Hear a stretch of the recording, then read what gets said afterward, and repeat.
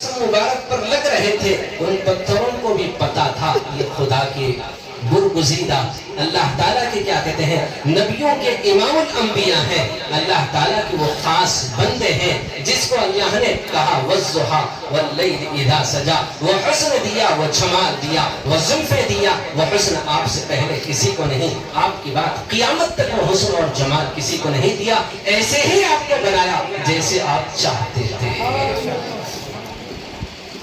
अगर आप सल्लल्लाहु अलैहि वसल्लम के हाथ नहीं, सिर्फ लब नहीं, सिर्फ दिल में आता, अल्लाह इन्हें पकड़ ले, जमीन फटती या पहाड़ आपस में मिल जाते चक्की की पाटों की तरह, ये सारे ताइफ वालों को पीस कर क्या कहते हैं आटा बना देते।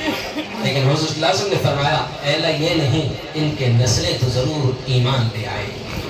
तो बताओ, वो पत्थरे खाकर भी इस उम्मत के लिए आपने दुआ दी, तो आप सल्लल्लाहु अलैहि वसल्लम के लिए सुबह से शाम तक हमें दुरूद शरीफ पढ़ते हुए आप सल्लल्लाहु अलैहि वसल्लम की रहमत और मोहब्बत और शफ़क़तों का हक़, अगर सारी जिंदगी भी सुबह शाम अगर दुरूद पढ़ेंगे तब भी आपके जरिए से जो नेमत हमें मिली है, एक राई के दाने के बराबर की नेमत का हमने जो आपको सबब अल्लाह ने बनाया, जो नेमत मिली है हमने उस नेमत का हक अदा नहीं किया, जो सुबह शाम से जो जिंदगी हमें मिली है, बताओ उस जिंदगी का हक हम कैसे अदा कर सकते हैं।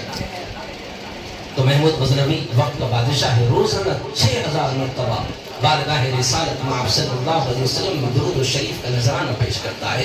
कभी कभी हमें असर के वक्त मस्जिद में दस्तर बिस्ता है, दुरूद पढ़ने की थोड़ी सी तौफीक होती है, पढ़ते कम है, गीबतें ज्यादा करते हैं, बैठे हुए दस्तर पर बैठते हैं और इधर उधर लोगों की तरफ क्या कहते हैं बदगुमानी की नजरों से देखते हैं, साला नहीं बैठा है नहीं पढ़ने के लिए, पकौड़ा दिख रहा है, नहीं ये फलां जमात का दिख रहा है, ये फलां मसलक का दिख रहा है, ये फलां अकीदे का दिख रहा है। अल्लाहु अकबर, ये बदगुमानी है। तुम्हें क्या पता है जिस शख्स के ताल्लुक से तुम गलतफहमी रख रहे हो, बदगुमानी अपने जहन में अपने दिल में बिठाए हुए, क्या बईद है कि वो रात के अंधेरे में उठकर महमूद गज़नवी की तरह रोजाना दुरूद पढ़ता होगा। जिस बादशाह के पहलू में सोने वाली बीवी को भी इल्म नहीं है ना कि महमूद गज़नवी रोजाना 6000 मरतबा दुरूद पढ़ता है। हम रोजाना चंद मरतबा दुरूद पढ़कर है ना, जितनी मरतबा दुरूद पढ़ते हैं उससे कई गुना ज्यादा लोगों तक हम वो मैसेज पहुंचा देते हैं। अस्सलाम वालेकुम, रोजाना 100, अल्लाह का शुक्र है लाख, रोजाना 100 मरतबा पढ़ते 1000 आदमी तक मैसेज पहुंचाते, अल्लाह का शुक्र है लाख लाख एहसान है। 100 मरतबा तो दुरूद पढ़ता ही पढ़ता हूँ, बगैर पढ़े के घर से निकलता ही नहीं बोलना चाह रहा हूँ लेकिन फिर भी बोल दे रहा हूँ ताकि तुम्हें भी दुरूद शरीफ पढ़ने की तौफीक हो जाए। चलिए ठीक है, अगर अच्छी नीयत से आप अगर लोगों तक ये मैसेज पहुंचा रहे हैं, क्या बईद है कि अल्लाह ताला आपकी इस अच्छाई को लोगों तक पहुंचा दे और लोगों को भी दुरूद पढ़ने की तौफीक हो जाए। लेकिन कहने का मतलब है कि बहुत सारे राज ऐसे होते हैं जिसको छुपाने का हुक्म है और बहुत सारे काम ऐसे होते हैं छुपा कर नहीं, लोगों को इसलिए बताया जाए ताकि उनको भी उस अमल की तौफीक हो जाए। तो दस्तर बिछाकर दुरूद पढ़ते हैं, बस ये जाहिरी अमल का है ना, यही हासिल है कि लोगों को पता चल जाए भाई अगर कुछ वक्त है तो आ जाओ आप भी थोड़ा सा दुरूद पढ़ लो, ये मतलब है। अगर नहीं पढ़ रहा है तो समझ लो कि कम से कम हमारा ये जाहिरी क्या कहते हैं मिशन है, जिसको देखकर उसे एहसास हो जाए कि दुरूद हमें रोजाना पढ़ना चाहिए। तो कम से कम इस अमल के जरिए से उसे दुकान बंद करने के बाद ये दुकान में बैठे बैठे भी वो दुरूद पढ़ने की खुदा जरूर तौफीक दे देगा। अच्छा गुमान रखो, बदगुमानी ईमान को ऐसे खा जाती है जैसे सूखी लकड़ी को आग खा जाती है। हम किसी के ताल्लुक से बदगुमान हो रहे हैं लेकिन हकीकतन हमारा ये गुमान गलत है, वो अपनी जगह सही है, लेकिन हमारी बदगुमानी हमारे सीने से ईमान को छीन लेगी और अल्लाह ताला ऐसी बदगुमानियों से हमारी हिफाजत फरमाए। अच्छा गुमान रखो, अच्छा गुमान रखो। अगर किसी के ताल्लुक से मैंने अच्छा गुमान रखा, अगर मैं बुरा भी हूँ तो मेरी उस अच्छाई के सदक़े में खुदा उस मेरी बुराई को माफ करेगा, उसके सदक़े में जिसके बारे में अच्छा गुमान रखता हूँ, खुदा अल्लाह की ज़ात से उम्मीद है कि उसका अमल मेरे लिए नजात और मग़फ़िरत का सामान और सबब और जरिया बन सकता है। खुदा की रहमत को महदूद न करना, उसकी रहमत लामहदूद है। जब वो माफ करने पर आएगा सबको माफ कर देगा, उसको माफ नहीं करेगा जो दिल में किसी के ताल्लुक से बदगुमानी रखता है। जब बदगुमानी होगी तो ईमानी का होगा, जिसके दिल मुंह देख लिया आईने में, परताप न देखा सीने में, जी ऐसे लगाया जीने में, फिर लौट के जाना भूल गए। मरना है तुम्हें, ہمیشہ زندہ نہیں رہنا ہے ایسے جی رہے ہیں جیسے اب ہمیشہ رہنا ہے. کرونا کے علاوہ اب کوئی اور راہ اور راستہ ہی نہیں ہے کہ اب ہمیں موت آنے والی ہے.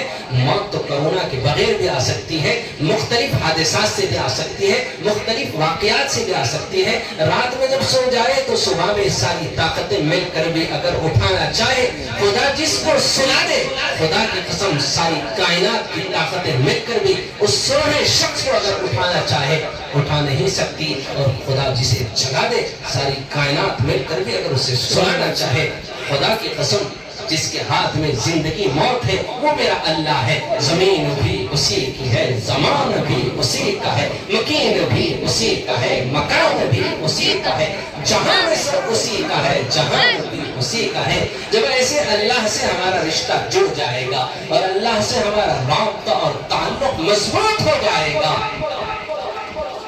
جو کمزور طاقتیں ہمارا پیچھا کر رہی ہیں وہ خود بھی گھٹنے ٹیک کر عاجزی اور انکساری کے ساتھ ہمارے اس مشن میں ساتھ ہو جائے گی.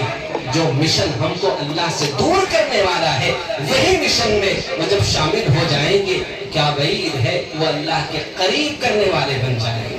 کتنے ایسے صبح سے شام تک جنات جو انسانیت کا قتل کرتے ہیں, انسانیت کو خوفزدہ کرتے ہیں, انسانیت کو بے چین بے قرار کرتے ہیں.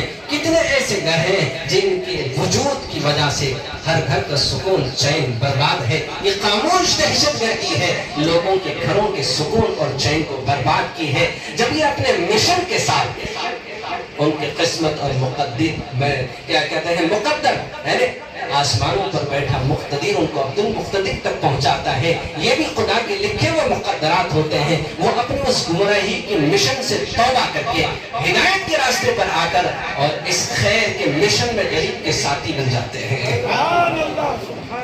جو کل تک کسی کو نقصان پہنچانے کا سبب اور ذریعہ بنے تھے, آج عبد المقتدر کے اس مشن میں شامل ہو جاتے ہیں جس کی صبح شام لوگوں کو نفع ہی نفع پہنچانا مقصود ہوتا ہے, چاہے ہندو ہو یا مسلمان ہو یا سکھ ہو یا عیسائی ہو. یہ خاموش دہشت گردی ہے جس سے ہر گھر مبتلا ہے, جس میں ہر گھر مبتلا ہے. کوئی ایک گھر تو بتاؤ جو اس خاموش دہشت گردی کا شکار نہیں ہے, وہ ہندو ہو یا مسلمان ہو یا سکھ ہو یا عیسائی ہو. اس کو نمٹنے کے لیے اللہ تعالیٰ نے بے شمار لوگوں کو منتخب کیا, جس میں سے ایک انتخاب جس کا نام عبد المقتدر ہے, آسمانوں پر بیٹھا مقتدر نے منتخب کر کے آپ کا خادم بنا کر بٹھا دیا ہے. بس اس کا کام یہی ہے کہ روٹھے رب کو منانے کے لیے ان مریضوں کی خدمت کرتا ہے. مریضوں کے چہرے کی مسکراہٹ ہے خدا کی رضا اور خوشنودی, یہی اس کا مشن ہے. آپ کی شان کریمی دشمنوں کے بابوں میں پتھروں کے زخم کھا کر پھول برسانے کا. تو بہرحال ہم کسی کے تعلق سے غلط فہمی اور بدگمانی ہمارے نہ ذہنوں میں ہو, نہ ہمارے دل میں ہو, نہ ہمارے خیالات میں ہو, نہ ہمارے ارادوں کے ساتھ ہو, بلکہ ہر ایک کے ساتھ اپنا سینہ صاف رکھے, اپنا دل صاف رکھے, ہر ایک کے تعلق سے اپنے دل میں اس کی محبت رکھے. اگر تم خالق سے محبت کرتے ہو, خدا کی قسم تم مخلوق سے پیار کرنے والے بن جاؤ. وہ رب المسلمین نہیں ہے, رب العالمین ہے. میرے حبیب جس کے صدقے میں ہمیں ایمان ملا, وہ میرا حبیب بھی رحمت المسلمین نہیں ہے, رحمت للعالمین ہے. میرا اللہ رب العالمین ہے, اپنے حبیب کو رحمت للعالمین بنایا ہے. وہ رحمت کا کچھ حصہ اپنے دلوں کے اندر سمارو, ہر ایک کے لیے تم رحیم اور کریم بن جاؤ. کسی کے تعلق سے غلط فہمی اور بدگمانی اپنے ذہنوں میں, اپنے دلوں میں, اپنے خیالات میں نہیں لانا. ہر ایک کو کے تعلق سے اچھا ذہن اور اچھا گمان رکھنا. لکم دینکم ولی دین, تمہارا دین تمہارے ساتھ ہے, میرا دین میرے ساتھ ہے. اور ایمان والے وہ ہیں لا الہ الا اللہ, مقصد زندگی ہو محمد رسول اللہ. ترزی زندگی کیا کہتے ہیں ہماری بن جائے تو سمجھ لو کہ اسی میں ہمارے لیے خیر ہے, اسی میں ہماری عافیت ہے.